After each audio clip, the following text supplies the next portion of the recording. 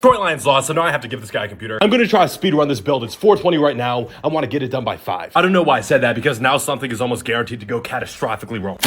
We've got the i9-12900K. It's a couple years old at this point, but it's still a very solid CPU. And you could get it in a bundle at Micro Center for a pretty great deal. Slots 2 and 4. We're 3 minutes in. Making great time.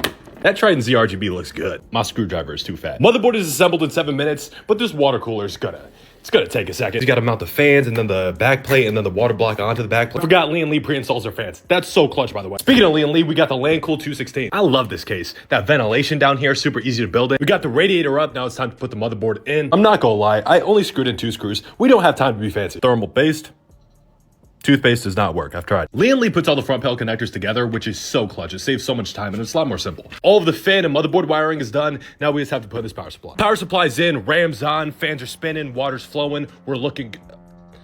Oh god. False alarm. It just boot looped for some reason. Now we just need to put in the GPU and call time. This is an RX 7600. It might be slightly underpowered for this build, but it's what I had. For like 1080p, 144 FPS, it's more than good enough. And that's a wrap on the giveaway build. It's 5:35. I'm a little behind schedule. Big thank you to Micro Center for making this happen. Go check out the link in my bio for some deals for first-time customers.